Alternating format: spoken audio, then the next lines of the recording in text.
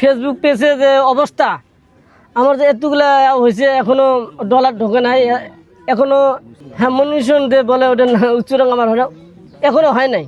তাহলে আমি কি করে খাবো? আমার এত বড় পরিবার আমি কীভাবে চালাবো? তাহলে সবচেয়ে আমার বেশি আনন্দ কেন, আমি ছোট ফোন কিনছি, ক্যামেরা লেন্স কম, এই ক্যামেরা দিয়ে আমি এত বড় হব নিজে ভাবতে পারি নাই।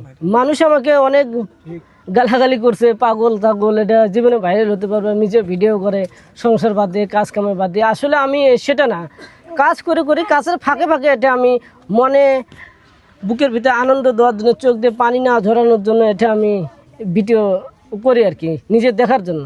আমি যে এত ভাইরাল হবে সেটা আমি ভাবতে পারি নাই, আমার এলাকার লোক ভাবতে পারে নাই। কাজ দেওয়া হলো আল্লাহ পাকের ইচ্ছা, কোথায় কী করব সেটা আল্লাহর ইশারা। আল্লাহ যদি আমাকে রেজেক রাখে তাহলে অবশ্যই আমি হবে আর কি। ভবিষ্যতে আপনার কি পরিকল্পনা আছে? আমার জনগণ এবং বাংলাদেশের লোক আনন্দ পাচ্ছে ভিডিও বর্তমান যে যুগ, বর্তমান যে ফেসবুক পেজে যে অবস্থা, আমার যে এতগুলা হয়েছে এখনো ডলার ঢোকে নাই, এখনো হ্যামনিশন দিয়ে বলে ওটা উচ্চরং আমার হয় না, এখনো হয় নাই। তাহলে আমি কি করে খাবো?